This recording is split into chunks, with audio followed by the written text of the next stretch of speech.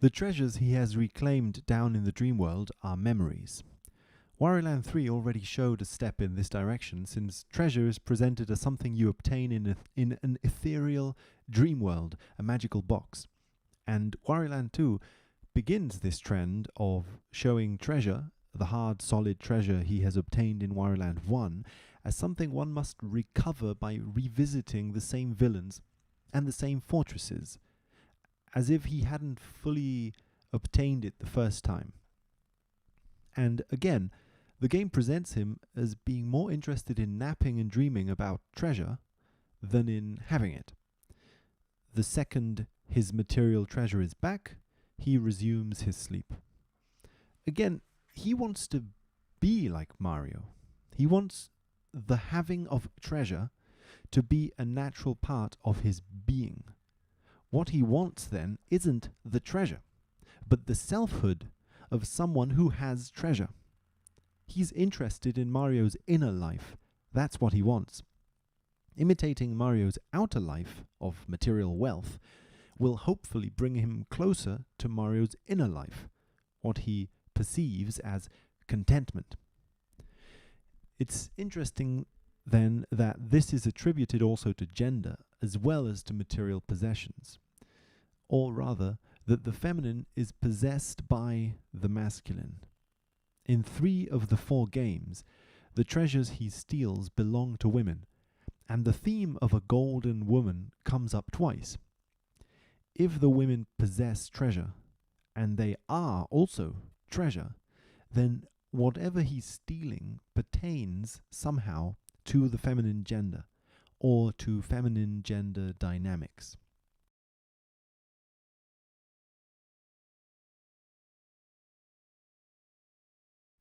Traditionally, and the status quo loves tradition, unconsciousness, nighttime, the depths, would be feminine, whereas consciousness, the sun, would be masculine.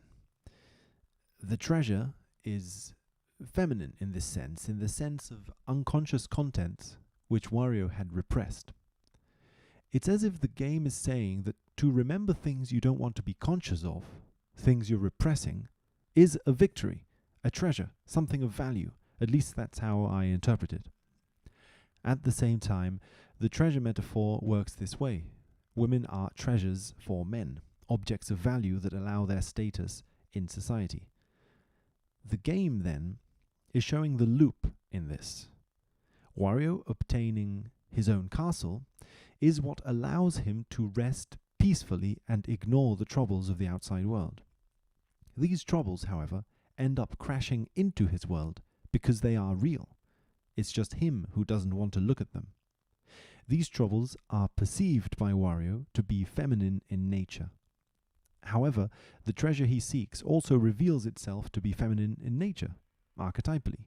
So, Wario was trying to escape into a world of treasure to avoid confronting the feminine, without realizing that the treasure he was using to escape the feminine, the unconscious, was the feminine itself.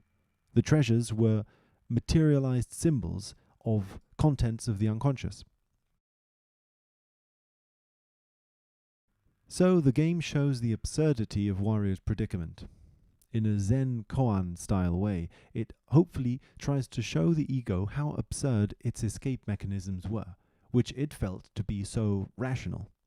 And of course, this is not just for the benefit and liberation of the ego, but for the liberation of everyone the ego was using to prop up its own castle of escapism. I think this is why Captain Syrup steals the Peach statue.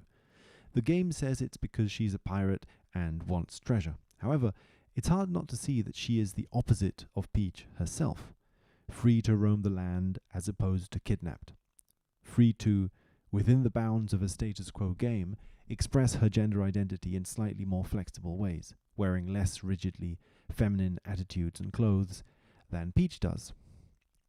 Mario's idolization of the Peach statue is what grants value to the gender role the statue represents.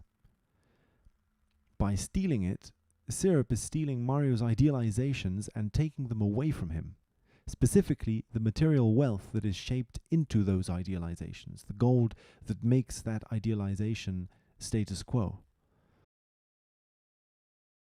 There's an interesting structure of villainy in this game. Wario is a villain for Mario, so by rooting for him, in this game we're rooting for what is repressed in Mario's psyche. But Wario is fighting against Captain Syrup, who has stolen something from Mario. The weird absurdity in Wario's supposed antagonism to Mario is also shown here, since Wario's fight against Syrup ends up being synonymous with Mario's fight. Wario's efforts reveal that Syrup Castle is in fact the Peach statue, and once that fact has been revealed, Mario comes in and takes it away. A weird shadow confrontation takes place here. Wario realizes that what on the surface seemed like a plan to steal Mario's statue ends up having the exact effect of aiding Mario's interests. Wario wants what Mario wants, so their desires meet in the end, albeit in an unconscious way to Wario. He is surprised by it. His actions, though consciously directed against Mario, unconsciously unite with him. So Syrup, Peach's shadow, offers a gain to Wario, an opportunity to steal the statue, and a loss to Mario, the stealing of the statue. Mario and Wario are shadows of each other, but this fact is not revealed until Wario's gain and Mario's loss become one, an event that occurs due to Syrup's bursting forth into the story, by a shadow character to Peach emerging into the story.